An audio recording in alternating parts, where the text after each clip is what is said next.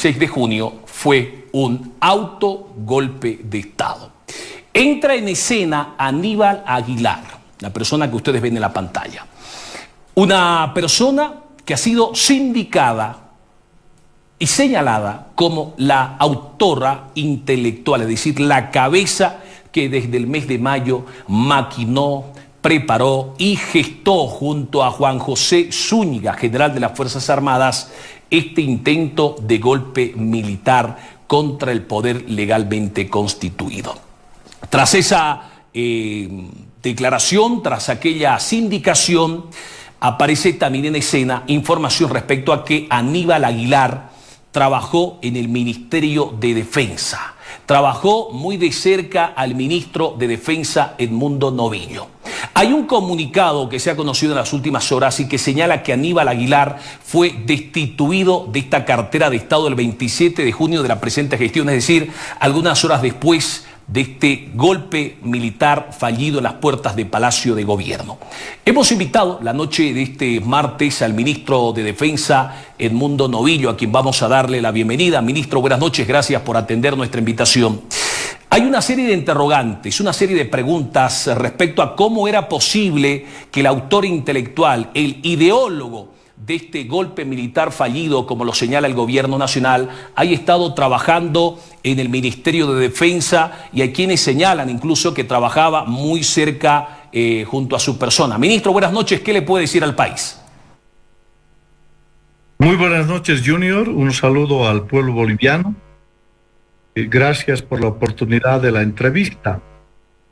Manifestarte, Junior, que yo tenía una cefalía en despacho para un cargo, y la persona que me apoyaba, porque esta cartera de Estado es bien dinámico, hay mucho trabajo, prácticamente dejó en la cefalía un espacio. Y esta persona nos apoyaba elaborando los proyectos de discurso, tanto para el ministro,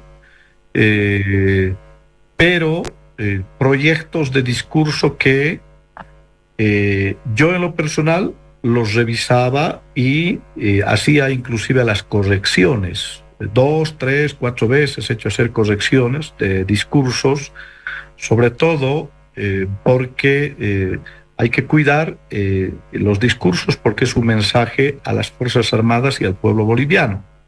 Asimismo, también yo tengo la obligación de enviar al presidente los proyectos de discurso para él, y estoy seguro que también él tiene alguna persona que le apoya para que pueda revisar, y seguramente, porque he visto eso en muchos casos, hacen los ajustes. En ese entendido, fue un amigo quien me presentó el mes de febrero, marzo, más o menos de este año, es según los datos, porque él va a ser habilitado el mes de abril de este año. Entonces, conversamos con don Aníbal Aguilar bastante largo, me pareció un hombre culto, un hombre interesante, coincidía en muchas líneas filosóficas, ideológicas, era un hombre atento, educado, y bueno, yo le invité personalmente para que pudiera apoyarme en esta cartera de Estado. Entonces, él me aceptó. En ese entendido, bueno, cuando requería algún discurso, le pedía que me haga el proyecto, y bueno, yo lo revisaba, y muchas veces mandé a hacer con él las correcciones. Nos hemos reunido no muchas veces, porque el tiempo, la agenda, unas 2, 3 veces, para tratar algunos temas de coyuntura particularmente, pero había más coincidencias siempre. Casi no teníamos ningún problema en el trabajo, es más, era gentil. Sin embargo, y debo ser sincero,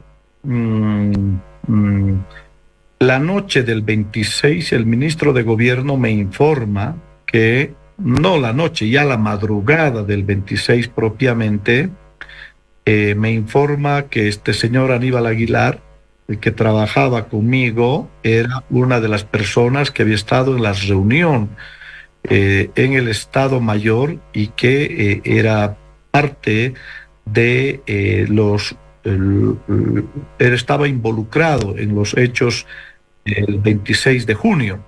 Conociendo este hecho, al día siguiente, a primera hora, llamé al jefe de recursos humanos y he firmado su memorándum de desvinculación del cargo el 27 de junio.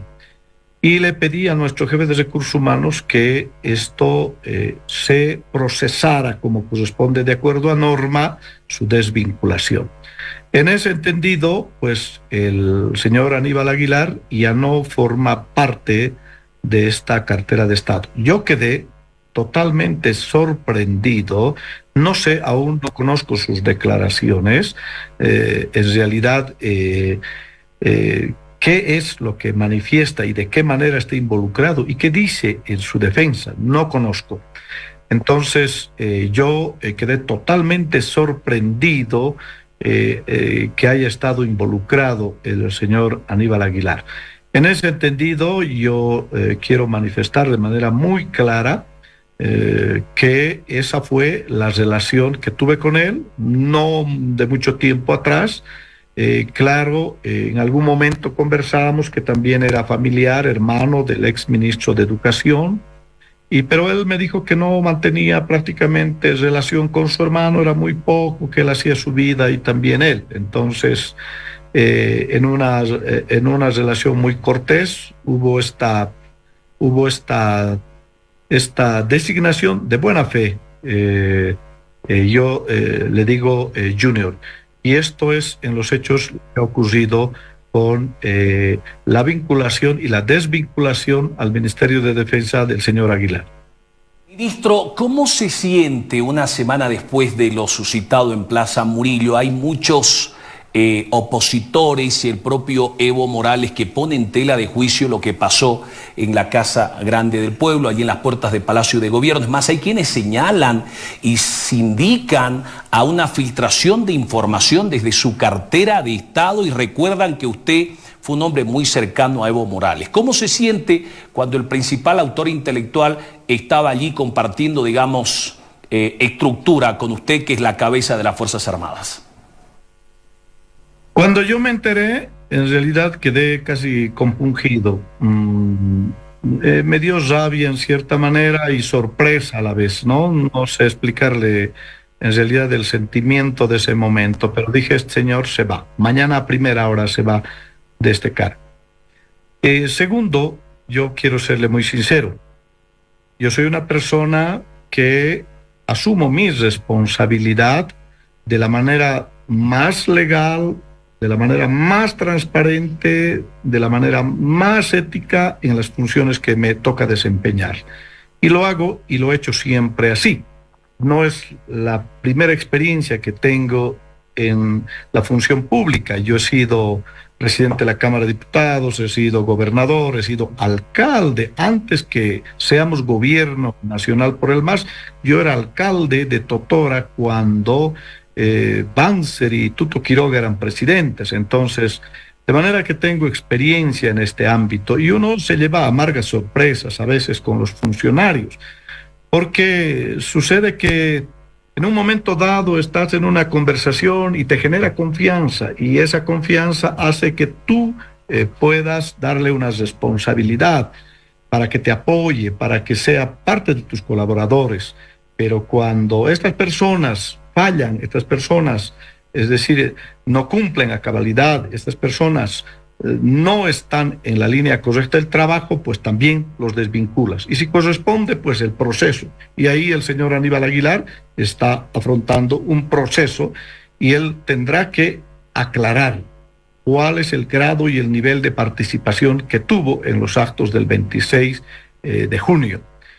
Yo quiero decirte algo, que la oposición está especulando de manera subjetiva absolutamente todo el marco de los hechos, distorsionando, confundiendo, haciendo juicios de valor subjetivo con la única finalidad de, sobre todo, desgastar al presidente, desacreditar al presidente, es decir, descalificar nuestro gobierno y en su caso también de mí en lo personal.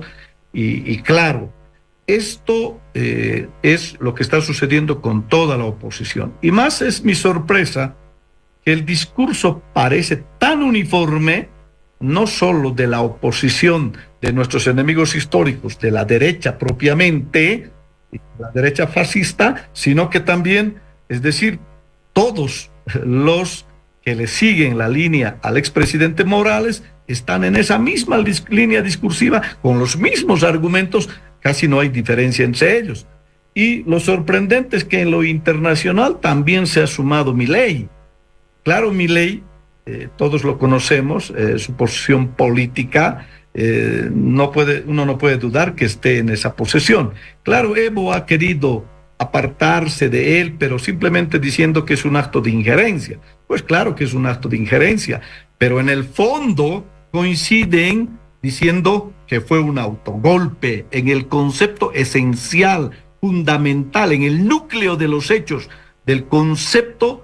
Coinciden totalmente entre el fascismo de la derecha y los evistas, diciendo que fue un autogolpe, pero no siendo objetivos en el análisis, todo haciendo sobre todo subjetivaciones, todo haciendo análisis en base a especulaciones, y esto me parece a mí un exceso.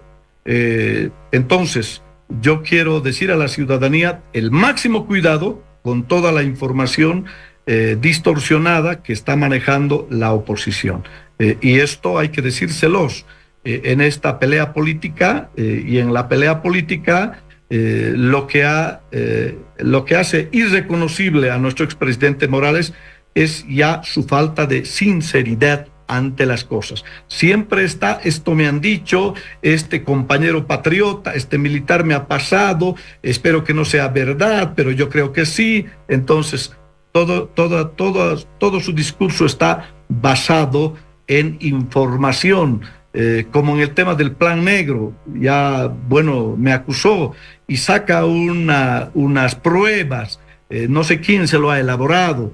Y yo ahí en la primera reunión que tuvimos cuando me acusó del Plan Negro de manera interna, yo le dije, ten cuidado de recibir documentos de cualquier persona, en el fondo lo que quieren es hacernos enfrentar, mucho cuidado. Y él no hizo caso de esto y presentó ese Plan Negro. Y ese Plan Negro, pues en ese Plan Negro, si es que a alguien se le ocurre un poquito lecturar al fondo, hay una pirámide en el que yo estoy formando parte de eso, pero dice Gilata David, presidente 2025, imagínese aquello, y que involucra además a mucha gente, ¿no?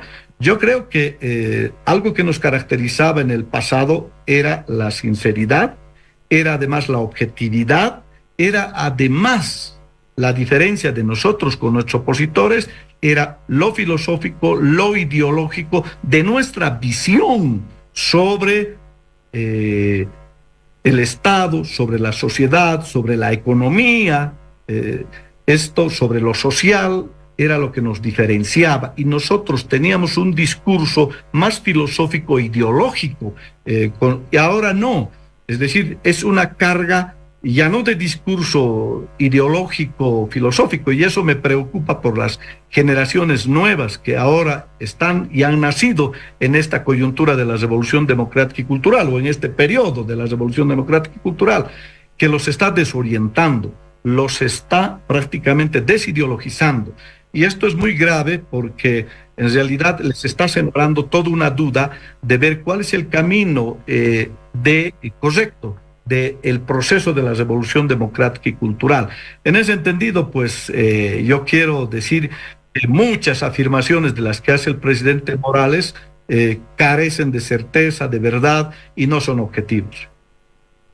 ¿Qué le dice usted a los cevistas? ¿Qué le dice usted a los opositores que tratan de dejar en tela de juicio su lealtad como ministro de Estado al presidente Luis Arce? Es decir, no lo han llamado ni le han dicho traidor, pero dejan entrever su lealtad al gobierno nacional.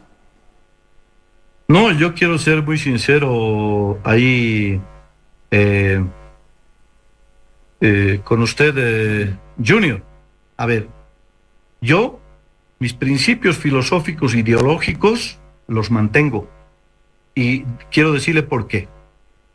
Yo he sido uno de los fundadores del movimiento al socialismo. Y los espacios de responsabilidad pública en las que he estado, siempre he sido un trabajador social y en ese espacio siempre he trabajado por las transformaciones estructurales, económicos, políticos, sociales, porque teníamos una visión de construir un nuevo país, la visión de construir un nuevo modelo económico. Cuando asumimos el 2025, lo hemos asumido en unidad, lo hemos asumido con el 55%. Logramos derrotar, gracias a la conciencia del pueblo, a la derecha golpista. Logramos derrotarlos. Y Lucho Arce y David Choquehuanca son del movimiento al socialismo. Por esa razón es que Luis Arce me invita a esta cartera de Estado. Y yo estoy cumpliendo mis funciones como corresponde en esta cartera de Estado. Y ahí quiero decírselo de manera franca, pues el fondo del problema, ¿no es cierto? El fondo del problema es ya un problema más de tipo personal, ya no es de tipo ideológico, político. Es más de tipo personal porque el expresidente Morales ya definió ser el próximo presidente, pero definió para mí cometiendo un grave error histórico. Cuando convoca a y esto todo el pueblo boliviano lo sabe, a una movilización, el Comité Cívico de Santa Cruz, a la cabeza de Calvo, el año 21, al finalizar, pidiendo la derogatoria de varias normas, y entre la principal que siempre recuerdo es la ley de las llamadas ley de ganancias ilícitas. Con eso se genera una gran movilización al que se suma, ahí es donde yo totalmente quedo desconcertado. Y digo, ¿cómo es posible que al Comité Cívico de Santa Cruz, que promovieron desde allá todo un golpe, toda una movilización para sacarlo del gobierno, ahora resulta que se suma? Y con un argumento, vuelvo a decir, ridículo. ¿Qué dice? Dice, está muy mal hecha esa ley. Sus ministros no le colaboran. Yo he leído y la ley está mal hecho. Entonces, Lucho tiene que derogar nomás esa ley. Este es, para mí, el inicio en el que me doy cuenta que nuestro expresidente se ha apartado de esa unidad del 55% y se ha apartado para, sobre todo, iniciar su campaña empezándonos a desacreditar y colocándose del lado de la oposición. Y lo que más me ha sorprendido después, y no he dejado y no me he callado, es cuando analizo en profundidad los 9 puntos acordados en el Senado. Yo ahí quedo totalmente sorprendido en cada uno de los puntos que he analizado. Y particularmente el punto número 2 y el número 8 me dejaron muy sorprendidos. Y el número 8 es el número de esos puntos en el que realmente es muy cuestionable cómo es posible que planteen en conjunto la oposición, creemos, y comunidad ciudadana, el debido proceso, y este concepto ya lo engloban con sus firmas, para los presos políticos. Imagínense, presos políticos. Y yo hacía relación justamente ese hecho con 2 frases, lo señalé. Es que en el punto 2 estaban de manera conjunta acordando, sobre todo, tomar el órgano judicial. ¿Para qué? Ahí es claro, para permitir la candidatura de Evo Morales. Pero a cambio, en el punto 8 estaba que ya no son presos por delitos, ya no son presos por delitos de lesa humanidad, como ha calificado la Comisión Interamericana de Derechos Humanos. Inclusive se dijo, eran ejecuciones sumarias. Y decir, como como militante del movimiento al socialismo, no le pondré como presidente del MAS, como militante, decir, es decir, lo contrario al informe de la Comisión de Derechos Humanos, decir que eso no es un crimen de lesa humanidad y que son presos políticos, a mí me indignó muchísimo. Por eso es que salí a aclarar y a denunciar esto. Esto ya nos ha marcado una diferencia prácticamente de principios, mientras nosotros hemos hecho todo el esfuerzo para que la justicia alcance a los responsables de lo sucedido el 2019 y que él le dé la categoría de preso político. Entonces, ahí ya va nuestra diferencia. Ahora bien, estoy aquí en este espacio trabajando en una de las carteras más importantes, pero también a la vez, yo diría, bastante delicado, funciones muy delicadas, pero que voy a poner el máximo empeño, porque Luis Arce ha sido elegido por el 55% de votos de no solo nuestra militancia, también de la ciudadanía en general. Entonces, yo soy leal con esos compañeros, con esos ciudadanos que votaron por Lucho Arce. Y no fui yo quien lo puso a Lucho Arce, ni fue tampoco alguna organización de manera discrecional. Fue un acuerdo entre el Pacto de Unidad y el expresidente Morales para que Lucho Arce sea candidato a la presidencia. Yo sigo firme y estamos acá y vamos a hacer, es decir, el mayor esfuerzo posible bajo esta línea principista de sinceridad, de honestidad, con la finalidad de que mientras yo esté acá, ¿no es cierto?, asuma mi responsabilidad con absoluta dedicación, con absoluta lealtad al pueblo boliviano, porque la expresión del 55% de Lucho Arce es la lealtad a ese pueblo que ha confiado en nosotros, Junior. Ministro, ¿qué le dice usted al presidente Arce o qué le diría a los ciudadanos? Usted dice, soy leal con las personas que votaron por Luis Arce, aquel 55%, pero le debe la lealtad, digamos, al presidente Arce, quien le ha confiado esta cartera de Estado. Usted, entonces, es leal y, por lo tanto, no es un traidor al gobierno nacional. Yo quiero decirle algo, Junior.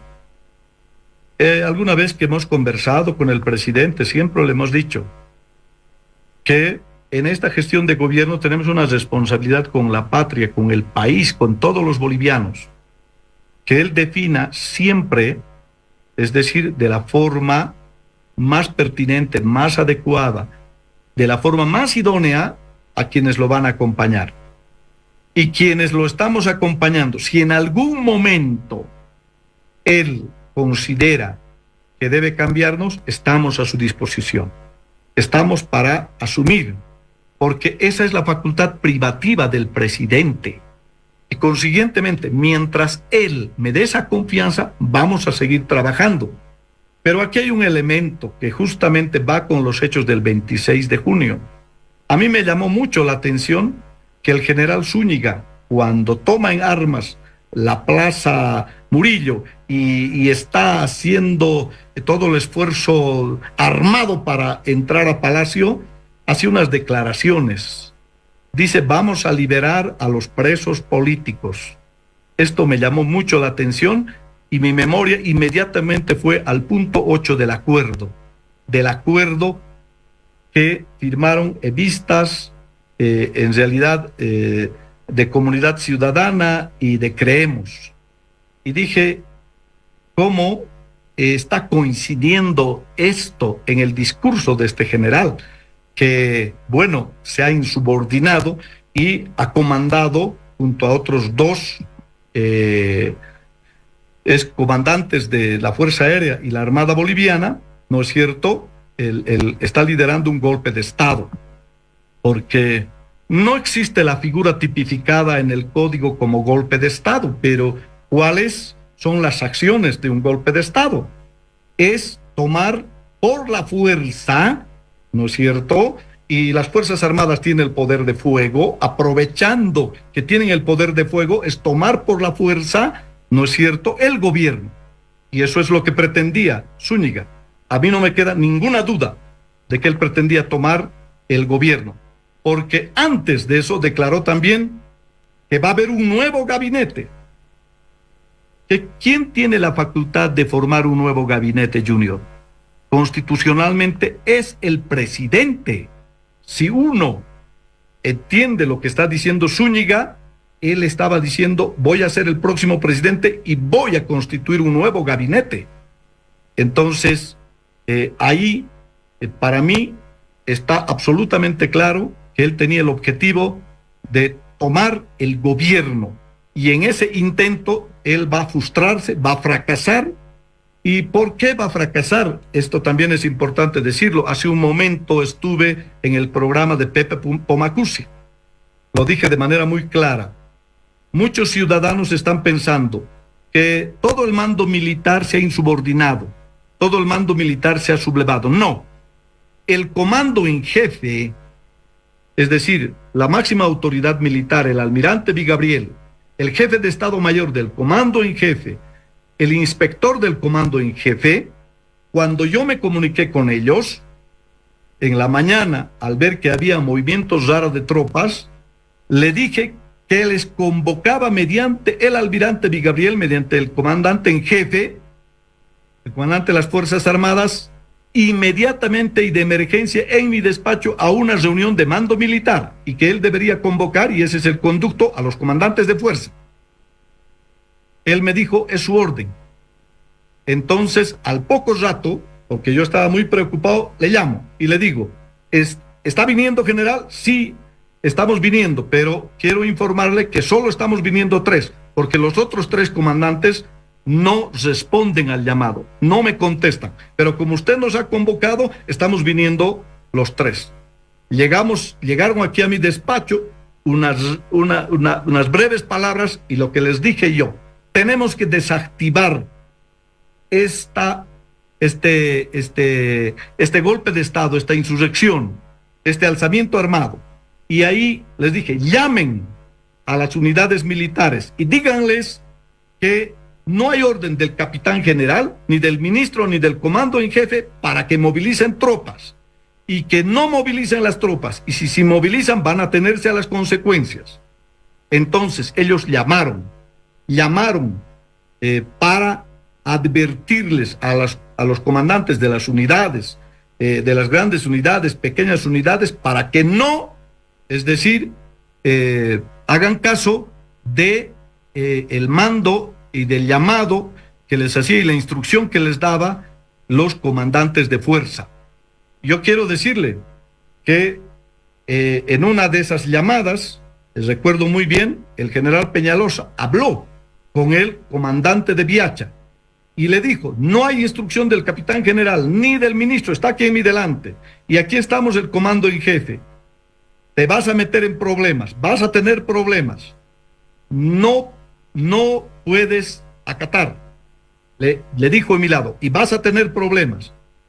En ese entendido, yo creo, y se lo digo, que no quiero llevarme yo la gloria, pero sí fueron nuestras interceptaciones de las llamadas, las comunicaciones que hicimos para que no, es decir, hagan caso de esta instrucción del comandante en jefe de desplazar tropas hacia la Plaza Murillo.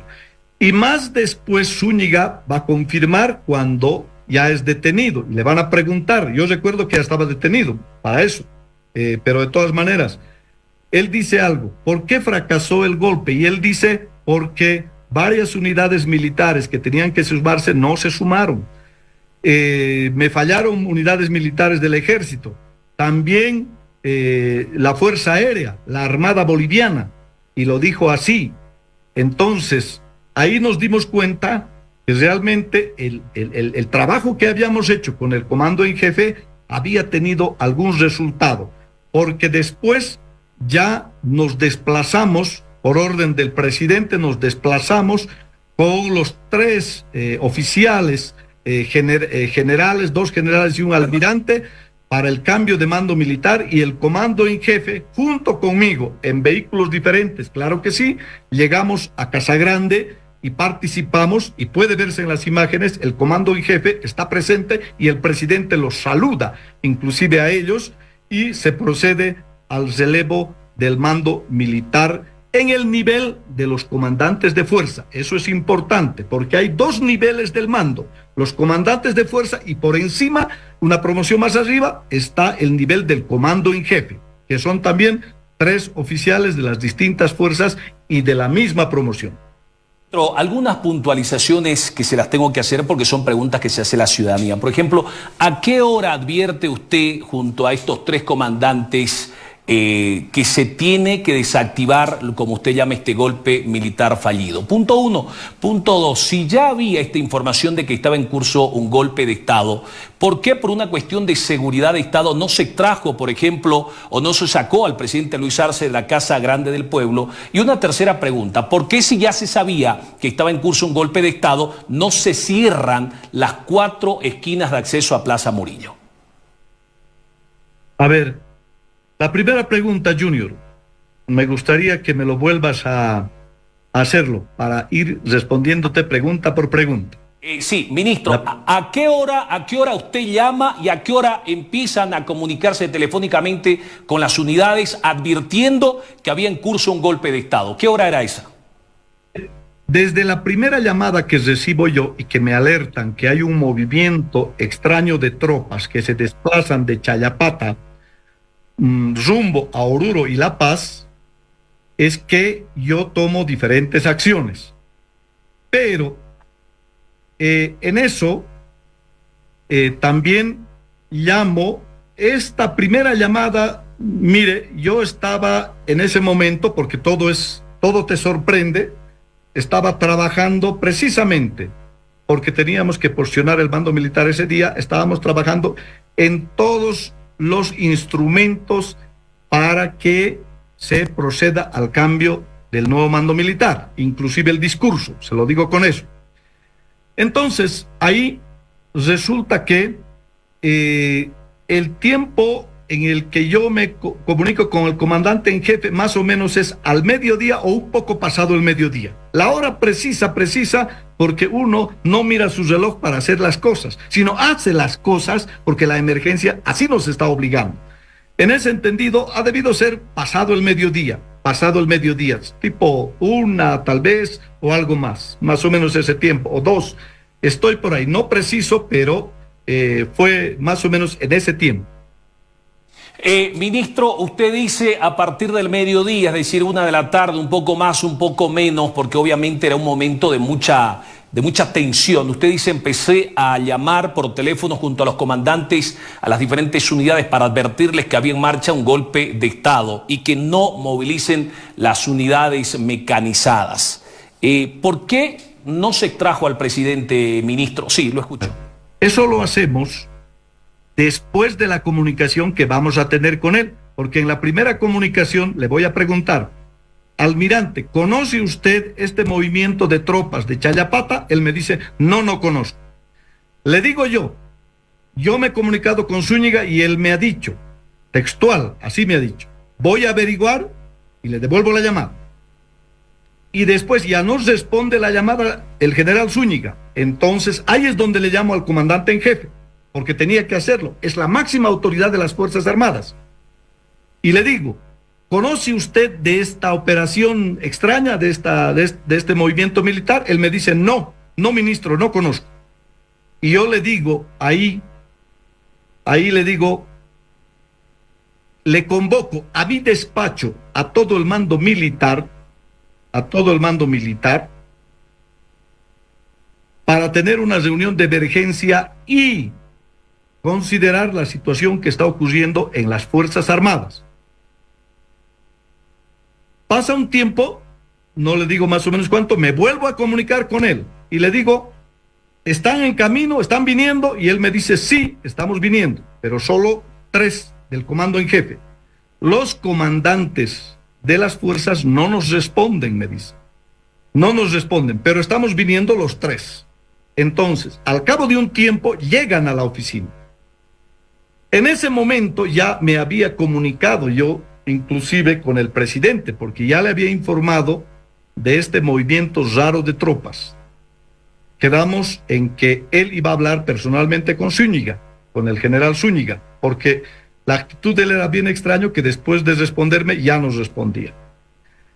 Entonces, ahí es que cuando llegan los del comando en jefe, yo me voy a enterar, en realidad casi simultáneamente, uno por medios de comunicación, que están en ya la plaza, hay desplazamiento de tanquetas, de militares y todo aquello, e inmediatamente también me comunico con el presidente y él me confirma que efectivamente estaba sucediendo prácticamente un golpe de Estado.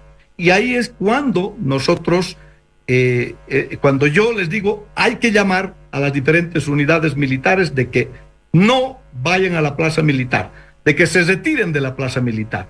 Y hacemos los llamados. Ellos hacen delante de mí también y yo estoy con ellos. Pero a su vez también yo tengo el mandato de llevar a 3 oficiales que tengan el grado correspondiente para asumir el nuevo mando militar en el nivel de comando de las 3 fuerzas. Entonces, estoy viendo paralelamente también a los 3 y me estoy comunicando con ellos. Eso ya es después del mediodía prácticamente. Entonces, se suceden estos hechos que le voy relatando sintéticamente de esta manera, para que tenga claridad. Cuando usted me dice a qué hora, yo puedo pecar quizá de darle una hora y quizá no es la hora precisa, pero le estoy dando una aproximación de que esto fue al mediodía o casi pasadito el mediodía.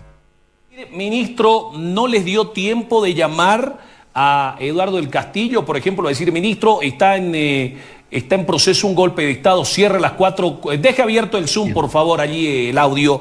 ¿No les dio tiempo para cerrar las 4 esquinas de ingreso a la Plaza Murillo o para decirle hay que sacar al presidente de Palacio? Le digo lo siguiente.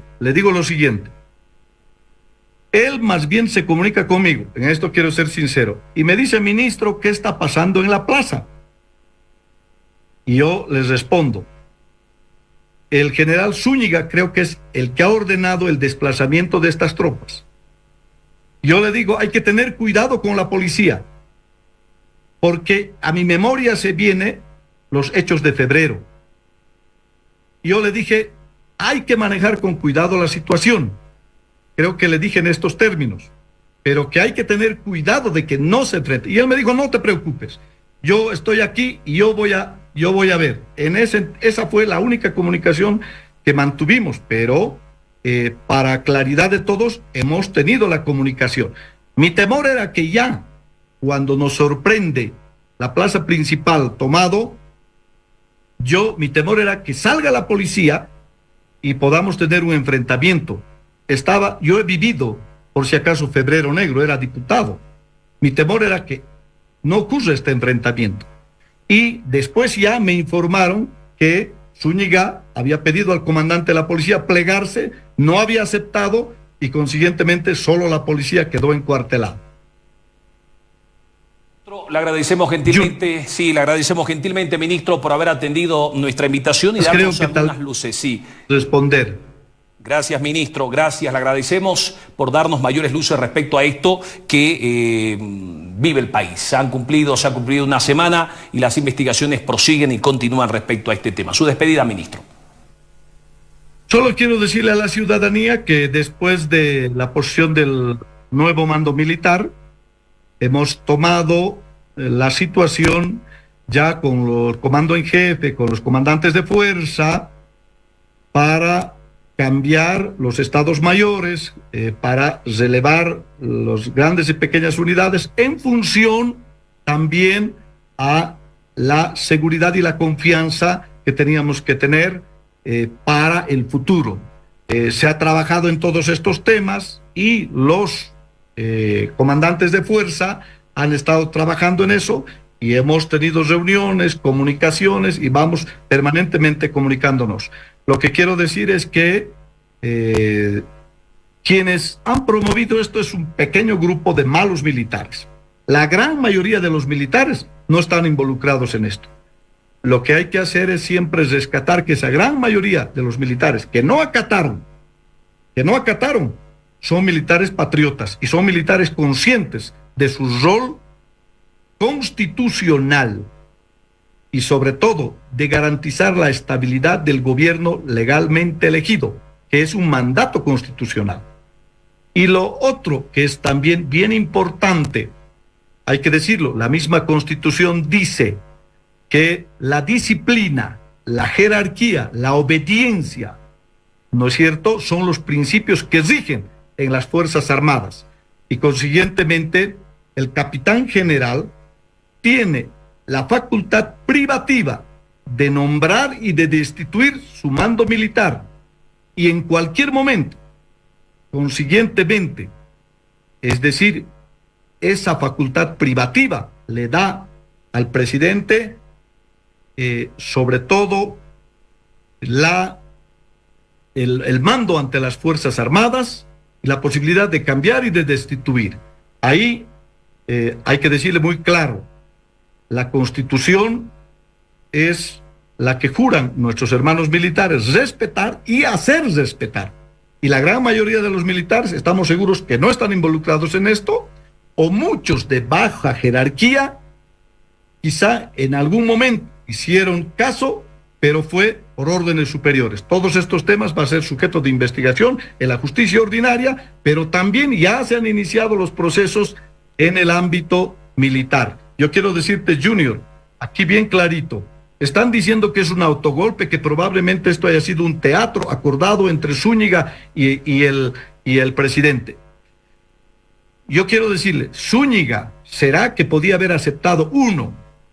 Es decir, arriesgar ir a prisión, como ahora está en detención preventiva, ¿y cuántos años será sentenciado? ¿Por qué tipo de delitos? Eso la justicia lo va a determinar. 2, la dignidad, la honorabilidad de su familia, de su carrera, de sus hijos. 3, en la justicia militar se determinarán las sanciones también contra el general Zúñiga. Y ahí también va a tener esa sanción que seguramente va a tener efectos en su persona. ¿Cree usted que un militar va a aceptar para que se levante la popularidad, es decir, someterse a este tipo prácticamente, yo diría, de prisión, de hacer mellar su honorabilidad, de poner en riesgo hasta sus beneficios sociales por las sanciones que puede tener? ¿Cree usted que eso puede acordar para hacer un teatro? Estoy seguro que cualquier militar diría muchas gracias, yo me retiro, gracias, y me voy, porque eso es lo que sucede normalmente y lo que debe suceder con todo militar, que cuando está de comandante, ya sea de fuerza o comandante en jefe, o no ha llegado ni siquiera a ascender a general, a coronel, ya ha cumplido su tiempo y pasa a la reserva activa, se van cumpliendo la normativa militar. Una pregunta bien breve. ¿Corresponde la baja del general Juan José Zúñiga? Eso lo va a definir precisamente el sumario. El sumario va a definir, y yo quiero decirle que no quiero adelantarme, pero ya sabe que la situación es muy grave de Zúñiga, ¿no? Y la situación en el ámbito militar procedimentalmente va a correr y también se va a conocer las sanciones que se van a establecer. Gracias, ministro. Le agradecemos gentilmente por haber atendido nuestra invitación. Buenas noches. Muchas gracias. Buenas noches. Muchas gracias. Gracias. Vamos a hacer una pausa y ya regresamos. No se vaya. Detrás de la verdad. Detrás de la verdad.